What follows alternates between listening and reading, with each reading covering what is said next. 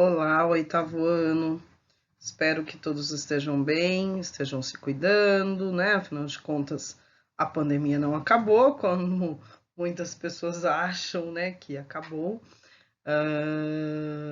Estamos aqui, então, para mais uma aula do conteúdo de oitavo ano, tá? Vamos falar das independências da América Latina. Então, em primeiro lugar, já que a gente vai falar de independências da América Latina, é necessário a gente entender o que é a América Latina, né? Então, em primeiro lugar, o termo vem das línguas faladas aqui na América Central e do Sul, que são línguas latinas, né? Espanhol, português, né?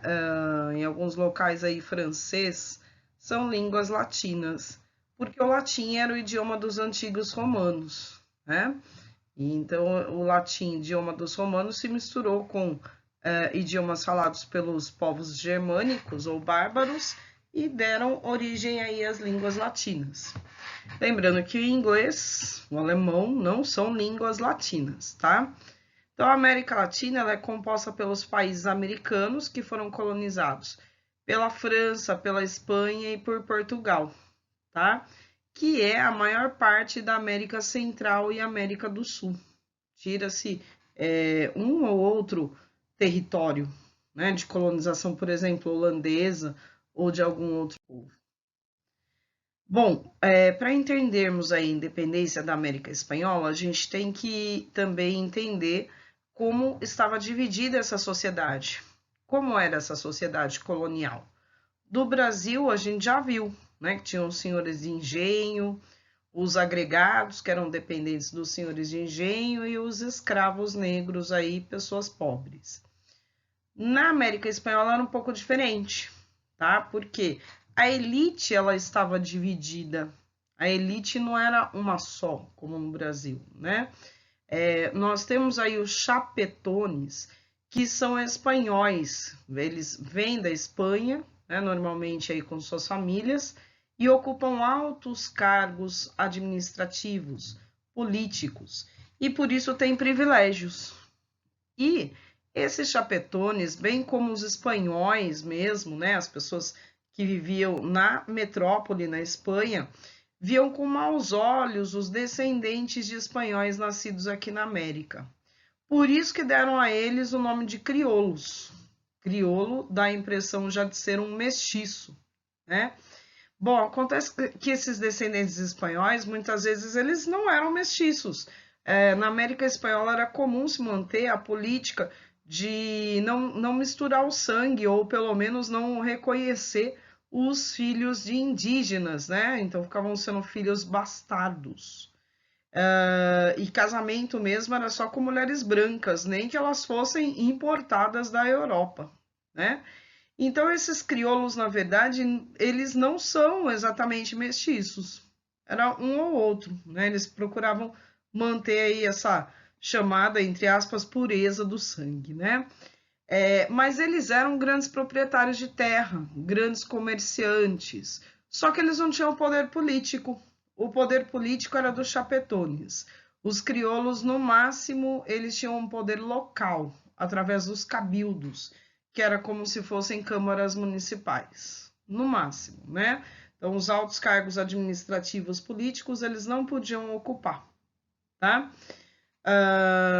Bom, a gente vê até aí no desenho, né, que esses crioulos, eles procuravam imitar os hábitos europeus, né, as roupas europeias e tudo mais. Aí nós temos uma ampla população de mestiços, tá? Principalmente de indígena e com branco, tá? Que normalmente aí também não tinham muitas posses, eram artesãos, pequenos comerciantes, assalariados, muitas vezes sujeitos aí a trabalhos forçados, a semi-escravidão, né?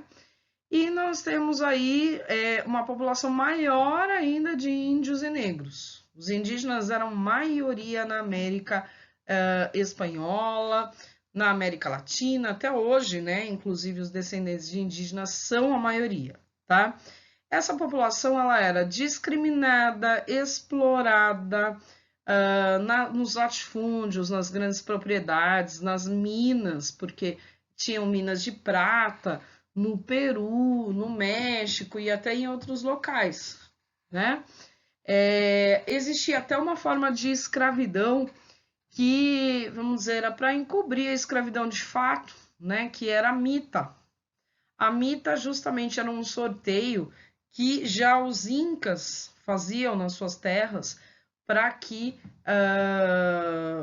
a população de camponeses, né, ou seja, população aí majoritária, né, mais pobre também, fosse trabalhar em obras públicas, construção aí de templos, de pontes, de uma série de obras públicas.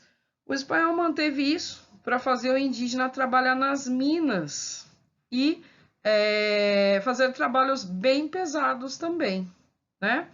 E o espanhol, inclusive, explorava mais ainda o indígena, porque não eram raros os casos de indígenas que morriam de tanto trabalhar e de fome na exploração dessas minas. Os negros, eles vão estar principalmente nas ilhas da América Central, né? Mas tinha negros também na América Espanhola, mas não é a maioria da população, né? A maioria aí realmente é descendente de indígena, que eram aí os astecas no México, os maias na Guatemala, Honduras, Nicarágua, os incas em boa parte da América do Sul, né? Mas então nós temos aí a maior parte da população excluída da política, sendo muito explorada sob formas aí de semi-escravidão e escravidão, né? Pagando impostos e, enfim, sendo bastante maltratada. Uma população que, nas lutas pela independência, vai sempre estar desejando melhoria das condições de vida, né? E de trabalho. Bom, aí nós temos a influência dos ideais iluministas. Por quê? Vamos lembrar que o iluminismo criticava o antigo regime, que é o termo utilizado para designar a combinação de três coisas: absolutismo monárquico, ou seja, o poder absoluto nas mãos do rei, tinha poder executivo de executar as leis, legislativo de fazer as leis e judiciário de julgar os crimes. Uma sociedade sem mobilidade, né? Quer dizer, não tem como mudar de camada social, os mais pobres serão sempre os mais pobres, né? E tinham privilégios para a nobreza e o clero, que não pagavam impostos, que ganhavam aí pensões do governo, né? A nobreza, o clero aí que cobrava o dízimo, que ganhava terras, que tinha muitas riquezas, e o sistema mercantilista, que é justamente a intervenção do governo na economia, de modo a assegurar que o país exporte mais, venda mais e compre menos, importe menos. O sistema mercantilista aí que se baseia no acúmulo de metais preciosos, ouro e prata. Quanto mais ouro e prata um país tivesse, mais rico ele seria. E no sistema colonial, porque as colônias eram o quê? Eram territórios a serem explorados para enriquecer a metrópole, né? Então, filósofos como iluministas como Voltaire, Montesquieu, o Rousseau fizeram severas críticas ao absolutismo monárquico, porque nesse sistema de governo não há liberdade, porque o governante faz o que quer e não presta contas ao povo. E não tem limites ao seu poder. Então, eles vão propor que o poder do governante, do rei, seja limitado por uma constituição, conjunto de leis. Então, esse rei obedeceria essas leis da Constituição, daí a monarquia constitucional, tá? Vão dizer aí que um governo que não preste contas à população merece ser tirado do poder. A população pode trocar o seu governante, não tem que ser súdito, se submeter à vontade desse governante, né? À vontade autoritária. O liberalismo político do John Locke, né, foi aí uma grande contribuição também, né? Então a liberdade política do John Locke serviu aí de inspiração para os iluministas franceses, Voltaire, Montesquieu, Rousseau. O Locke que é o inglês, né? Então ele é considerado assim um precursor do iluminismo. Por isso que a gente fala em ideias liberais e iluministas. E toda vez que a gente fala nisso, pense na participação política, pense no limite ao poder do governante, pense aí nesse governante prestando conta dos seus atos à população, tá? E, em última instância, no voto, mesmo que não seja para todos, né? Porque aí vamos ter variantes. Havia liberais que defendiam voto para todos e os que defendiam voto só para os mais ricos. E aí o liberalismo econômico, o Adam Smith é o pai do liberalismo econômico, outro em inglês, tá? Ele vai justamente criticar o sistema absoluto, mercantilista, desculpa, que defende a não intervenção do Estado na economia, né? Então ele vai dizer assim que a economia tem que se regular por si própria, tá?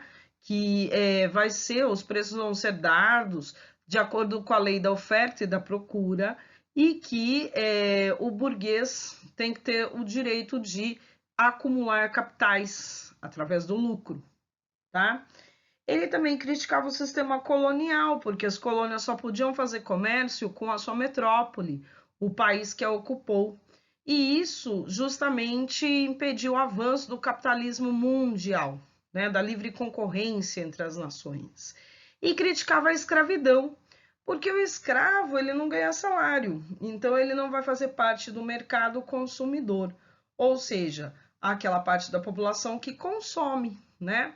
Então, enquanto você tem escravo, você tem pouco mercado consumidor, né? Esse escravo poderia ganhar salário e poderia aumentar aí, vamos dizer, o número de compradores. Isso iria movimentar a economia capitalista.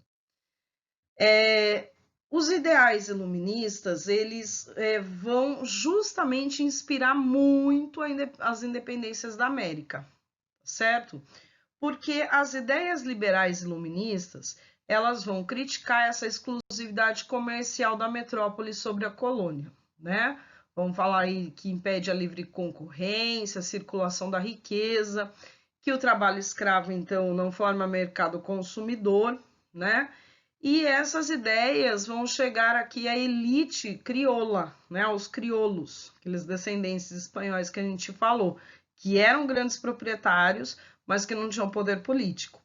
E vai chegar por causa das universidades, né? Então, a Universidade do Peru foi criada no século XVIII ainda, do México aí também foi criada no século XVIII ainda, das lojas maçônicas, né? A maçonaria, que era aquela sociedade secreta que surgiu no fim da Idade Média e que vai propagar os ideais iluministas e liberais, certo?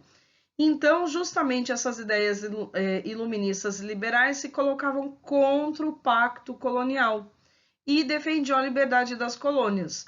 Olha só o esquema do pacto colonial aqui. Nós temos a metrópole com esse monopólio, exclusividade de comércio sobre a colônia. A colônia só pode comprar da metrópole, só pode vender para a metrópole. Isso que é o pacto colonial. A colônia é impedida de criar manufaturas ou produtos industrializados, certo? Então ela compra tudo isso da metrópole, certo? Uma simples peneira utilizada aí, por exemplo, na mineração, né, um objeto como esse daí tinha que vir de Portugal, tá? As roupas, os sapatos, os móveis, tudo tinha que ser comprado de Portugal e era comprado a preços altos, certo? Assim como os escravos. E a colônia só podia vender matérias-primas, produtos tropicais, né, para a metrópole. Os metais preciosos saíam na forma de impostos, tá? E esses produtos eram mais baratos que os manufaturados. Então a colônia estava sempre em desvantagem, tá? É isso que a gente tem que ver. Os países que foram colonizados, eles estão sempre em desvantagem, eles estão sempre com a economia mais frágil, sem industrialização, né? Um atraso, né, econômico foi o que foi a consequência que o Pacto Colonial teve para as colônias, né? Então, assim, agora vamos entender as causas, então, da independência das colônias da América, né? Das colônias latino-americanas. Primeiro lugar, a gente tem que lembrar dos crioulos, né? Essa elite econômica aí, proprietária de terras, proprietária de minas, mas que não tinha participação política, que não tinha cargos políticos. Essa elite, então, descendente de espanhóis, estava profundamente descontente com o pacto colonial, tá? Principalmente porque as metrópoles, principalmente a Espanha, estavam sempre aumentando aí os impostos, as contribuições, e isso, obviamente, tornava mais difícil a vida dos crioulos, né? A liberdade, então, significaria poder realizar o livre comércio, o comércio com países que não fossem só a metrópole, né? Com outros países europeus, tais como a Inglaterra, que era um país nesse momento que estava se industrializando, né? Os crioulos, então, eles vão ser os líderes de vários dos movimentos de independência da América. Tá? Houve inúmeras rebeliões no século XVIII, né? A gente pode citar de Tupac Amaru II no Peru, né? O José Condorcanqui, ele se deu esse nome de Tupac Amaru II, que era um antigo líder indígena, morreu defendendo os incas dos ataques dos espanhóis, né? Também na América do Sul houve outras rebeliões aí, né? E essas rebeliões eram sempre contra esses altos impostos, não tinham a consciência separatista, ainda não queriam a independência, mas mostravam descontentamento em relação a essa exploração grande que a Espanha fazia, tá? Aí nós temos um outro fator que é a penetração das ideias iluministas e liberais, né? O exemplo da independência dos Estados Unidos. Então, isso daí fornece a inspiração, né? A influência intelectual para esses movimentos, tá? Os Estados Unidos, inclusive, como um grande exemplo a ser seguido. Mas o estopim, realmente aí o que dá início ao movimento, aos movimentos separatistas, aos movimentos pela independência, então separatista é a favor da independência, tá? É a questão do período napoleônico, né? O Napoleão que governou, na aula anterior a gente falou sobre o período napoleônico, ele governou de 1799 a 1815, né? Está como Revolução Francesa parte 2 no canal do YouTube, tá? Essa parte aí que fala do período napoleônico. Bom, o Napoleão ele decreta o bloqueio continental contra a Inglaterra, igual a gente já falou, né, que era para enfraquecer economicamente a Inglaterra, já que a França não tinha frota marítima suficiente para derrotar a Inglaterra nos mares, né? Quer dizer, não conseguia invadir a Inglaterra, que é uma ilha, tá? Então nós vimos aí que Espanha e Portugal não aderiram ao bloqueio continental, não pararam de fazer comércio com a Inglaterra. E o resultado foi que as tropas napoleônicas invadiram a Península Ibérica. Então, primeiro foi a Espanha, e na Espanha houve a deposição do rei Carlos IV, tá? E aí ele coloca no governo o seu irmão José Bonaparte, tá? O povo espanhol, assim, um pouco diferente do povo português, resistiu ao domínio francês. Muita gente morreu tentando defender o rei, dizendo que não iria obedecer esse governo napoleônico, tá? E a América Espanhola, as colônias, né, da Espanha, seguiram esse exemplo, né? Então, os cabildos, que eram os conselhos locais, espécie de câmaras municipais, juraram lealdade à monarquia Bourbon, que era a família do Carlos IV, né, do rei Carlos IV, tá? Vocês vejam que em Portugal, só para fazer um paralelo aqui, em Portugal a família real fugiu quando as tropas napoleônicas chegaram e o povo português, assim, não gostou, mas obedeceu, né, o governo napoleônico, tá? Bom, aí em 1815 o Napoleão ele é derrotado, tá? Na Batalha de Waterloo, né? E aí as monarquias voltam ao poder, tá? Então nós temos aí a restauração monárquica. Quando a monarquia Bourbon, né, a família Bourbon aí, essa monarquia voltou ao poder na Espanha, o que as colônias esperavam em troca da fidelidade, do combate às tropas napoleônicas, né? Elas esperavam que houvesse liberdade de comércio, tá? Pelo menos, talvez não tão irrestrita, mas pelo menos um pouco de liberdade de comércio, né? E os reis espanhóis, o rei espanhol fez exatamente o contrário, né? Ele ainda piorou o pacto colonial que já existia, né? Ou seja, mais taxas, mais impostos, né? E isso então leva a elite crioula a dar início aos movimentos pela independência. Então aí nós temos a independência do Haiti, né? O Haiti. Então vamos, né? Agora cada caso. O Haiti era uma colônia da Espanha, tá? Hoje o Haiti é a República Dominicana, tá? E o Haiti, né? Quer dizer, na verdade está dividido em dois aí, a chamada Ilha Espanhola. No final do século XVI, os franceses ocuparam uma parte dessa ilha, tá? A parte ocidental. Ali foi fundada a colônia de São Domingos, certo? E a Espanha acabou reconhecendo esse domínio da França sobre essa parte da ilha.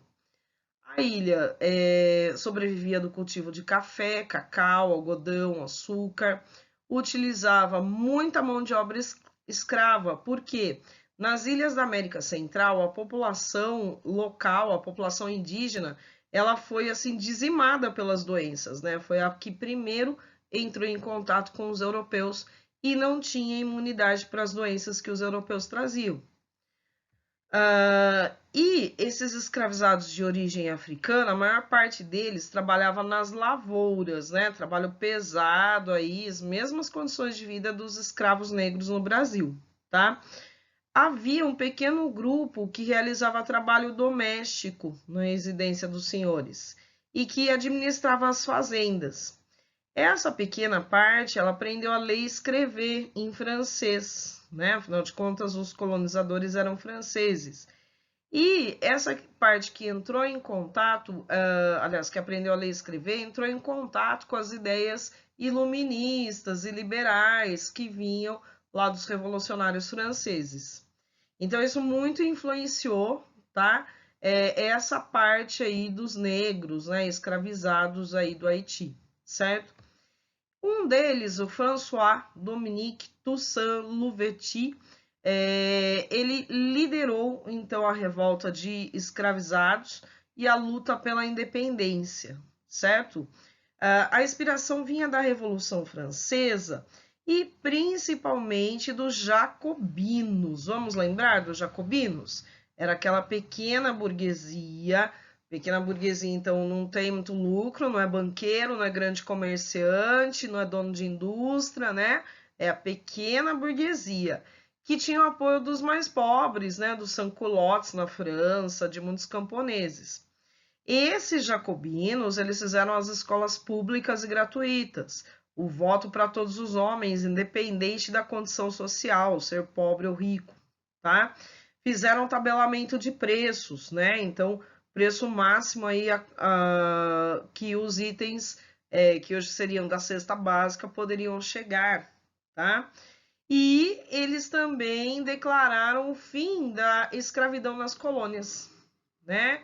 Então, olha que interessante, o Toussaint, ele se inspirava nessas ideias liberais iluministas e ele defendia que mesmo, né, depois do governo dos jacobinos saem do poder em 1794 e entram os girondinos, aquela alta burguesia. Os girondinos revogam isso, né, essa questão da escravidão nas colônias.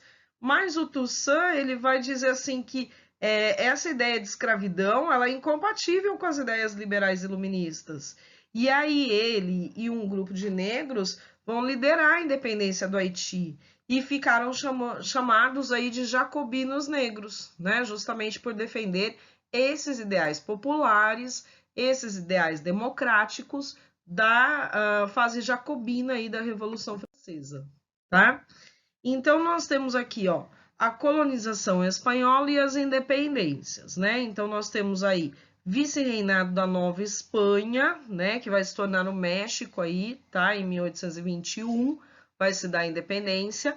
Capitania Geral da Guatemala já se fragmentou, tá? É isso daí que eu quero que vocês reparem, como que se fragmenta, como que se divide, né?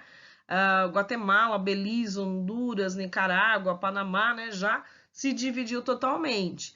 As ilhas da América Central, elas também se dividiram, né? Se antes tudo era Cuba, então virou Cuba, Haiti, República Dominicana, né? Conforme você pode perceber, tá? O vice-reinado da Nova Granada, ele também vai se dividir em Venezuela, Colômbia e Equador, né? Olha só a fragmentação territorial que houve aí nesse caso, tá? O vice-reino do Peru, ele basicamente não vai se dividir muito, né? Uma parte dele, uma pequena parte, vai se tornar Bolívia, tá?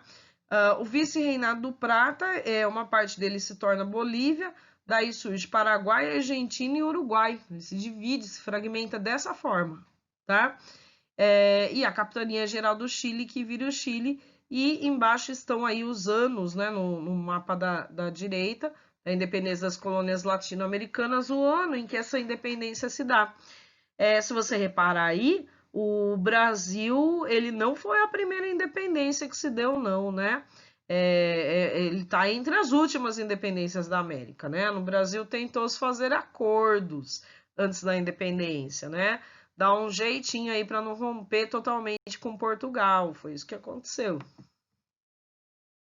Então, no caso da independência do Haiti, tá? Durante esse período do terror dos jacobinos, houve essa abolição da escravidão nas colônias, e isso então acirrou esses conflitos entre os escravizados e os colonos brancos. A partir de 1793, Toussaint Louverture passa a comandar as tropas rebeldes e que tiveram revoltas, né?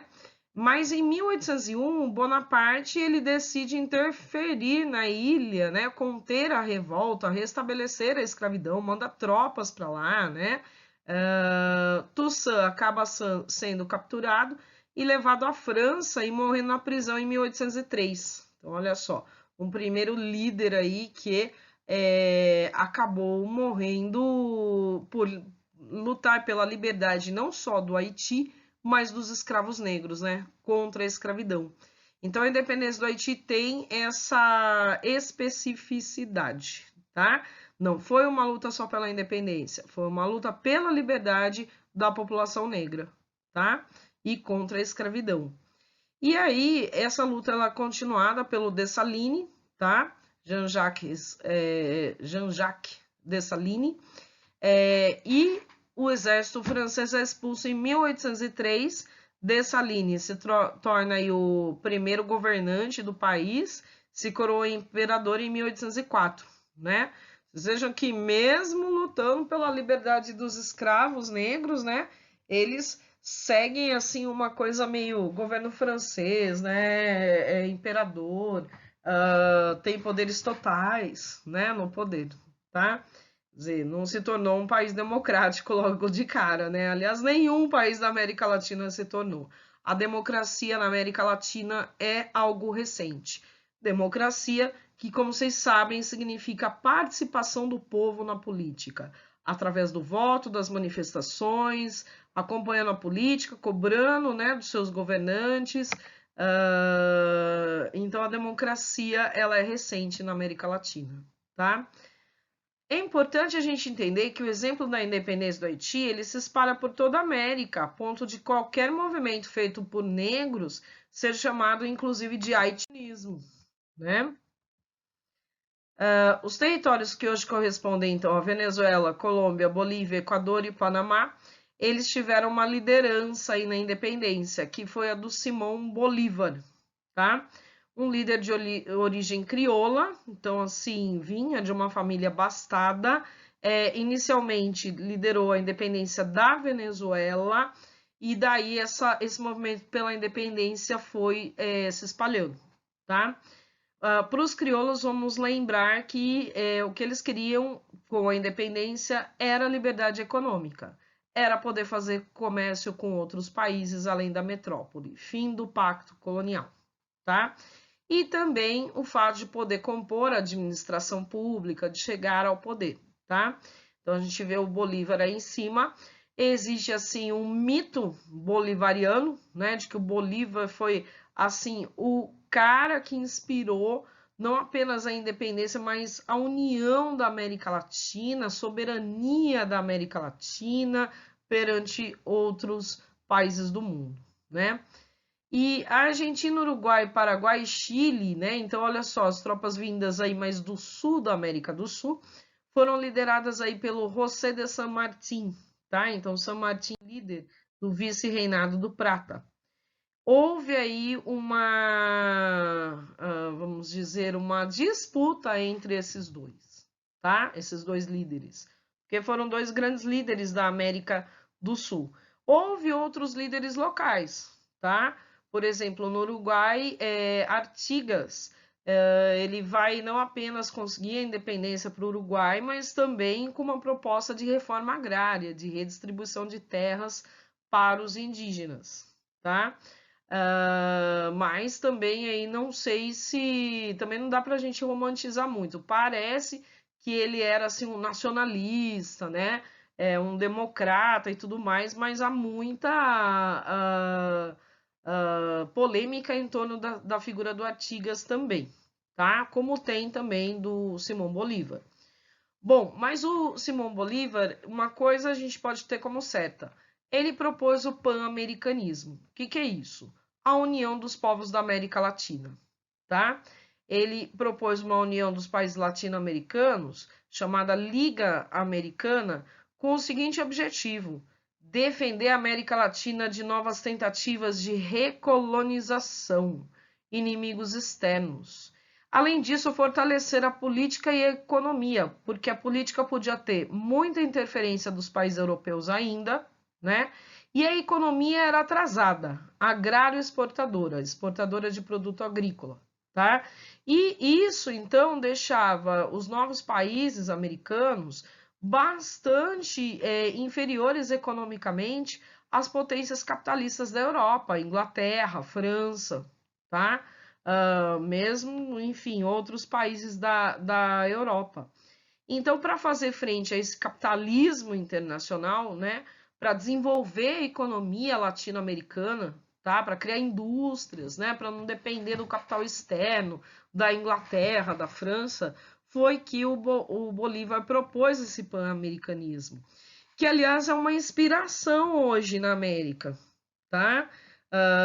Inspiração aí de vários líderes nacionalistas que não querem vender as suas riquezas nacionais aí para o exterior, né, como o petróleo, por exemplo, o gás, tá? Os minérios, né, querem explorar aí essas riquezas para criar produtos industrializados e aí vender para o exterior. Porque existe uma diferença, né? O país ele pode ter muitos recursos, só que se ele não desenvolver a indústria, ele vai vender barato os seus recursos e comprar os produtos industrializados muito mais caros. E vai continuar na situação de dependência econômica, de dívida externa, não vai se desenvolver, tá? Então, quando a gente fala em política nacionalista, tenham em mente que é isso, né? É o país usar as suas riquezas nacionais para desenvolver a sua tecnologia, a sua indústria e ser autossuficiente, não depender tanto das exportações do exterior, tá? O projeto de Bolívar esbarrou nas ideias de São Martin, né? Quer dizer, os dois acabaram justamente aí tendo um conflito, né? Não um conflito físico, mas um conflito de ideias, de propostas, tá? Porque o São Martin, ele propunha a fragmentação territorial da América. Cada novo país, cada nova nação deveria ser governada por um rei europeu, monarcas europeus. Olha, a ideia dele não estava assim muito surreal, não, tá? Porque no Brasil foi isso que aconteceu. O Brasil se tornou independente sob a liderança de Dom Pedro I, né? Filho de Dom João VI, ou seja, da monarquia dos Bragança de Portugal. Então o Brasil se tornou independente, mantendo um monarca, um rei europeu no poder, né? O San Martín propunha isso, né? E por que propor isso? Para não romper totalmente com a Europa, né? É a tal das ideias assim de não, peraí, se a gente romper totalmente com a Europa, nós que exportamos produtos agrícolas, vamos perder com isso, para quem que a gente vai vender, né? Então é um egoísmo, né? Pensar somente na sua camada social, no seu negócio, não no desenvolvimento de uma nação como um todo, tá? E aí, justamente, a gente vê o Hugo Chávez, tá? Que a gente já vai falar aí do Hugo Chávez, mas o que que acontece é que em 1826, as ideias do Bolívar, a proposta do Bolívar, que tinha sido implementada no sentido de juntar Venezuela, Colômbia, Bolívia, Equador, Panamá, tá? Essa união durou bem pouco tempo, e as ideias do Bolívar caíram em desuso, né? Quer dizer, foram derrotadas, tá? O que contribuiu para isso? Pressões da Inglaterra e dos Estados Unidos. Esses países não queriam ver a América Latina industrializada, senão eles iam perder mercado consumidor, não iam poder vender para essas novas colônias. Então, o desejo de governos da Inglaterra, dos Estados Unidos, é que a América Latina continuasse agrário exportadora, certo? E comprando tudo que precisava desses países, certo? As elites locais, as elites crioulas, que eram donas de muitas terras, donas de minas, também não estão nem aí, como eu estava colocando agora. Elas querem o poder para si, elas querem aumentar os seus negócios, querem manter o povo na exploração, na semi-escravidão ou na escravidão, tá? Mas elas não pensam em romper totalmente com os países europeus ou mesmo os Estados Unidos, porque ganham dinheiro com isso, né? E asseguram o seu poder. Então aí também essas elites não vão apoiar as ideias do Bolívar. Atualmente, o sonho bolivariano, ele se deu aí, por exemplo, com uma tentativa de montar o Mercosul, que não deu muito certo, né? O Mercosul aí que pegaria Brasil, Argentina, Venezuela, né, e Uruguai, tá? E inspira líderes nacionalistas. Então, assim, tinha o Hugo Chávez, agora é o Maduro, né, na Venezuela, e são líderes aí que lutam contra o imperialismo norte-americano, que defendem essa soberania nacional, né, esse desenvolvimento autônomo, soberano aí do país, tá?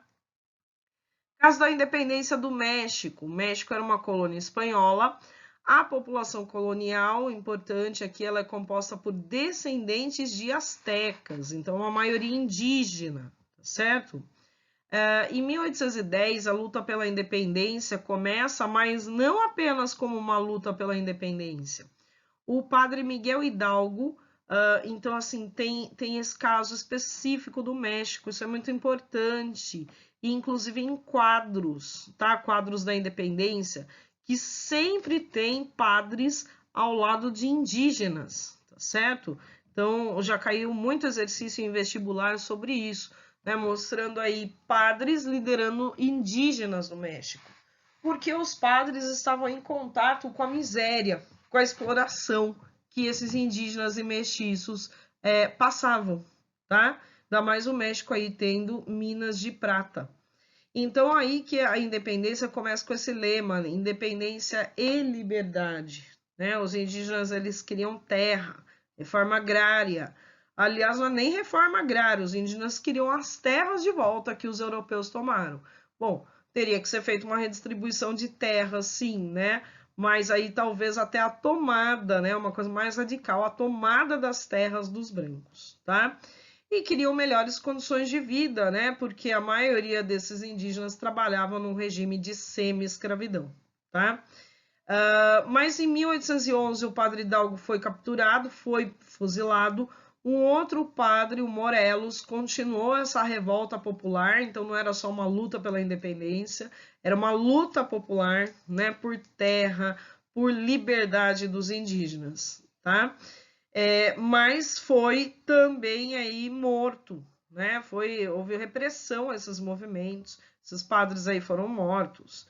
E aí que os crioulos resolvem eles próprios fazer a independência, né?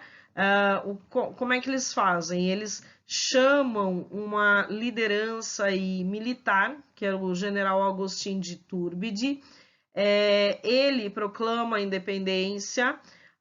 Logicamente que a Espanha não vai aceitar a independência, vai mandar tropas, mas a Espanha ela foi meio impotente, né? Houve assim guerras sangrentas em toda a América espanhola, tá? México, vice-reinado da Nova Granada, vice-reinado do Prata, lutas sangrentas.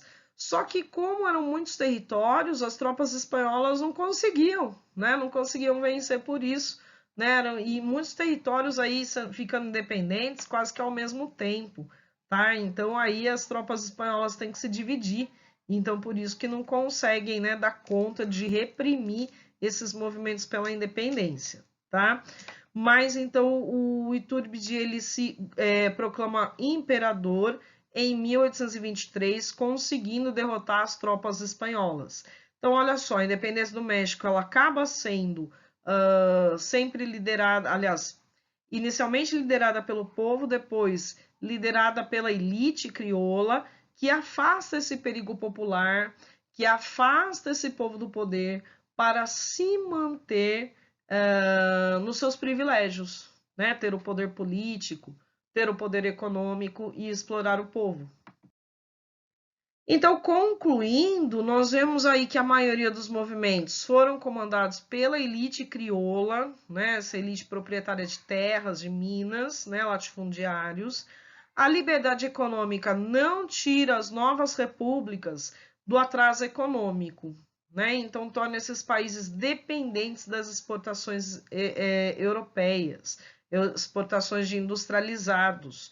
E aí a dependência econômica desses países, o atraso econômico, tá? Agora, em relação ao Brasil, por exemplo, houve fragmentação territorial. O Brasil ele se manteve unido territorialmente, né? Não passou por essa fragmentação territorial, divisão do território que ocorreu na América, no restante da América Latina, tá? Então, na América Latina surgiram várias novas repúblicas. O Brasil não vai se tornar república após a independência, vai manter a monarquia, o rei no poder, tá? Agora, a estrutura social, ela sempre é mantida aí nesse caso, ainda mais quando os crioulos tomam a liderança dos movimentos, porque esses crioulos não queriam a participação política dos mais pobres, do povo, dos ex-escravos, e queriam manter os seus privilégios, as terras, os cargos políticos e a exploração que eles faziam com os indígenas ou mesmo com os negros, tá? Então, a estrutura social, no caso do Brasil, no caso da América Espanhola, ela é quase a mesma, né? A América Espanhola, ela aboliu a escravidão oficialmente, mas continuava tendo essa semi-escravidão. O Brasil não aboliu a escravidão oficialmente, só vai abolir oficialmente com a Lei Áurea, em 3 de maio de 1888, né? Mas nos dois casos se mantém essa estrutura social, a maioria do povo aí sem participação política, a maioria aí dos mais pobres em situação de semi-escravidão e a continuidade de muitos aí, e a continuidade da escravidão no Brasil, mas a continuidade de muitos aí na situação de pobreza e de miséria, certo? Então, nós ficamos por aqui. Estou aberta a maiores dúvidas. Me chamem, né? Tirem as suas dúvidas. Enfim, participem aí também das nossas aulas online, né? Para a gente resolver exercícios juntos. Enfim, estou à disposição aí. E não esqueçam de curtir, deixar um like aí no vídeo, tá bom? E se inscrever no canal do YouTube. Assim vocês têm notificações quando tiver vídeos novos, tá bom? Muito obrigada aí, bom dia a todos.